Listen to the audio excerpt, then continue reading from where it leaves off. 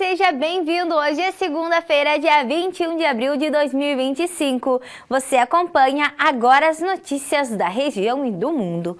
Confira na edição de hoje. Apreensão de aves silvestres.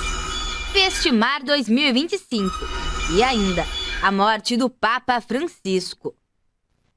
Essas notícias você acompanha agora no Informe Região.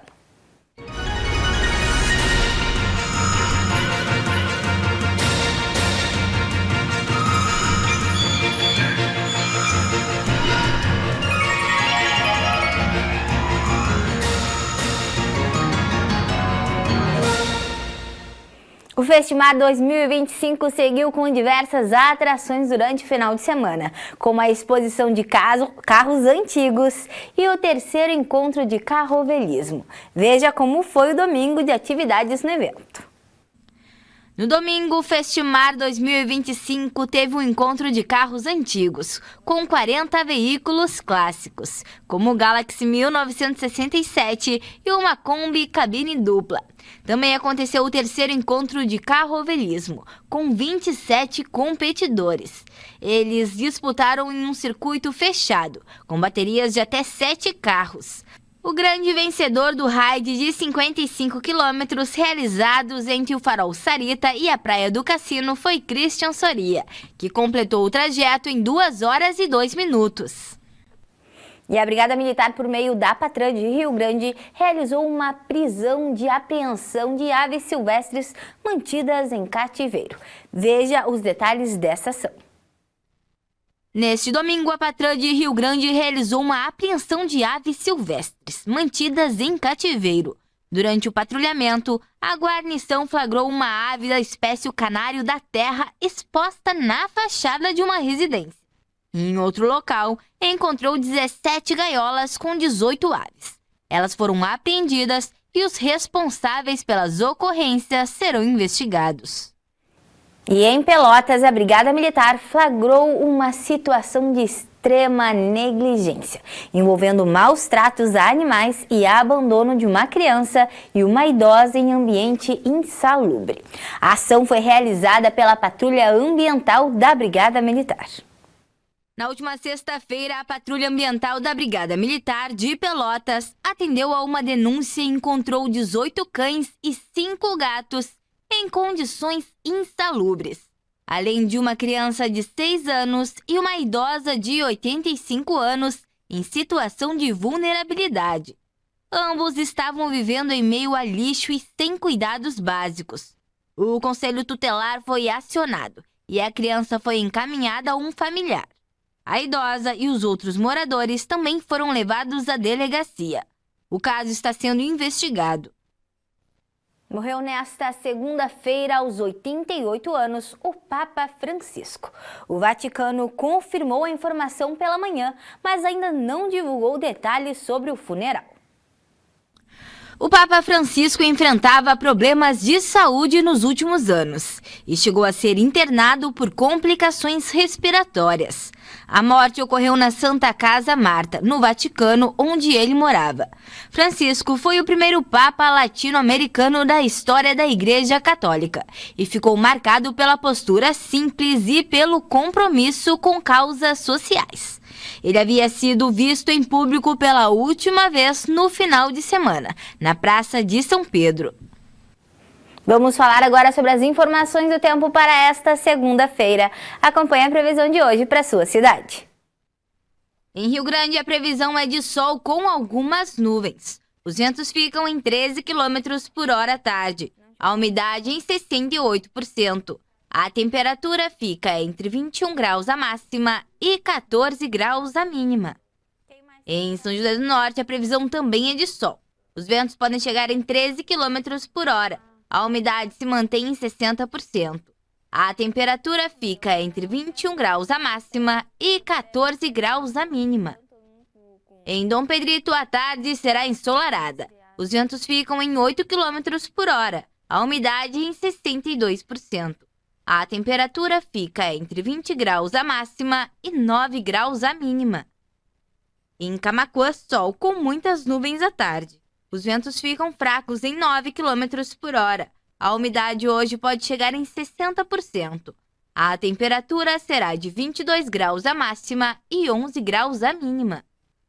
Em Venâncio Aires, a previsão também é de sol. Os ventos ficam em 8 km por hora, a umidade em 61%. A temperatura fica entre 21 graus a máxima e 11 graus a mínima. E foi realizado um levantamento dos 10 golpes mais realizados por bandidos contra os clientes. Os bancos investiram cerca de 5 bilhões de reais para reforçar a segurança. Em um mundo cada vez mais digital e interconectado, a criatividade dos criminosos não conhece limites. A cada dia, novas tentativas de golpe surgem visando enganar e prejudicar a população. O golpe do WhatsApp, das falsas vendas e da falsa central ou falso funcionário de banco são as 3 abordagens mais comuns comunicadas por clientes em 2024 às instituições associadas e que foram repassadas à FEBRABAN, a Federação Brasileira de Bancos. De acordo com os bancos, eles não têm poupado esforços e, sobretudo, investimentos no combate aos crimes contra os clientes. Diversas campanhas de esclarecimento para a população por meio de ações de marketing em TVs, rádios e redes sociais foram lançadas e, no ano passado, foram investidos cerca de 5 bilhões de reais em segurança e prevenção a fraudes e crimes cibernéticos. Além dos golpes já citados, o phishing ou pescaria digital é uma fraude eletrônica que visa obter dados pessoais dos usuários, também é muito utilizada, assim como o golpe do falso investimento, golpe da troca de cartão, golpe do falso boleto, da devolução do empréstimo e também da mão fantasma e o motoboy. São os mais listados pela federação. Ao ser vítima ou sofrer a tentativa de um golpe, deve-se registrar imediatamente um boletim de ocorrência, assim como avisar a sua instituição bancária. Mudando de assunto, o mel catarinense está brilhando no cenário internacional. Produzido no sul do estado, o produto conquistou a medalha de ouro em uma premiação renomada na França. Quem conta essa história doce e de muito orgulho é a repórter Michele Veiga. E o melhor mel do mundo em qualidade, eleito no Paris Rhône nesse ano, é de Araranguá, no extremo sul catarinense, isso mesmo. A cidade das avenidas, como é conhecida, agora é a cidade do mel.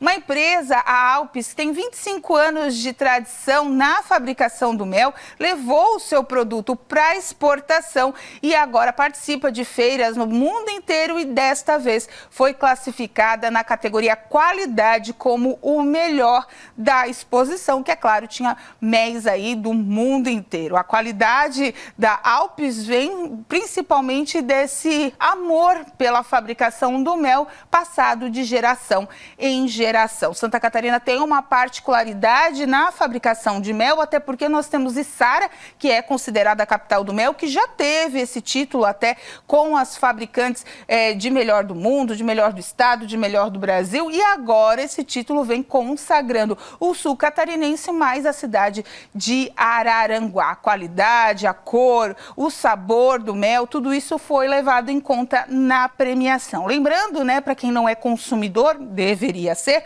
mas não é consumidor do mel ou não sabe, cada mel tem uma qualidade dependendo da floração aonde as abelhas vão buscar o néctar para fazer a fabricação. Então, o melhor mel do mundo é do Brasil, é de Santa Catarina, é de Araranguá. E agora a próxima informação. A Receita Federal anunciou que vai abrir na próxima quarta-feira a consulta ao lote residual de restituições do imposto de renda do mês de abril de 2025. Quase 280 mil contribuintes serão contemplados.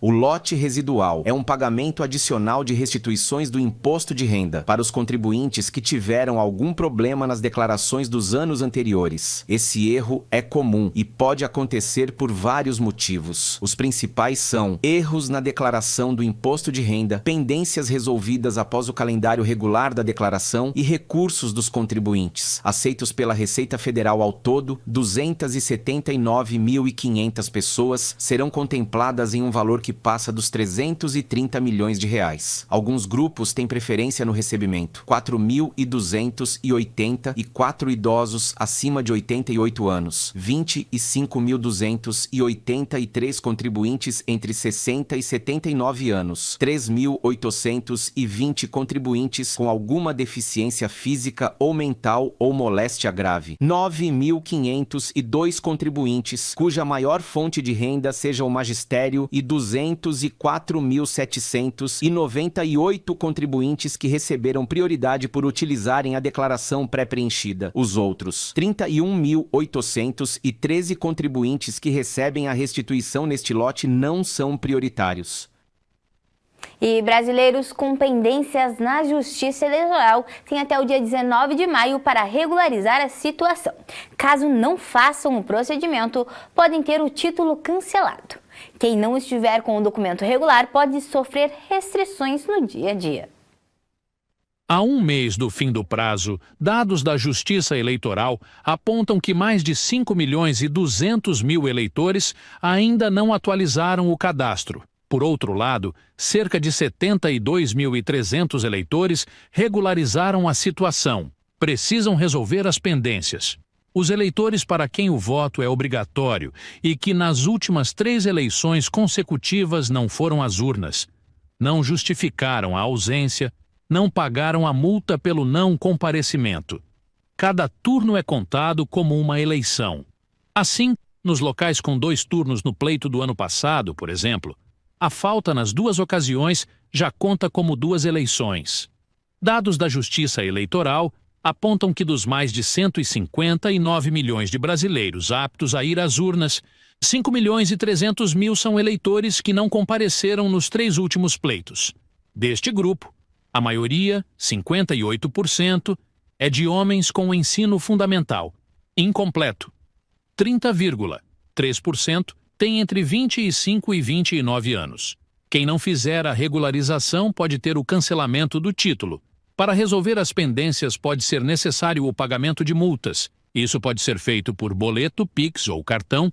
Estar em dia com a Justiça Eleitoral é requisito para inscrição em concurso público ou para tomar posse em cargo público, receber qualquer remuneração de cargo ou função pública, participar de concorrências públicas da União, dos estados, dos municípios, das autarquias ou das entidades similares, obter passaporte ou carteira de identidade, renovar matrícula em estabelecimentos de ensino oficiais ou fiscalizados pelo governo, realizar atos que exijam quitação do serviço militar ou do imposto de renda. E com essas informações encerramos o Informe Região desta segunda-feira. Para você continuar com a gente, siga as nossas redes sociais. No Instagram e no Facebook você pode procurar por TV O Farol do Sul. Se inscreva também no nosso canal no YouTube, você encontra a nossa programação completa lá. Obrigado pela companhia, uma boa tarde e até amanhã.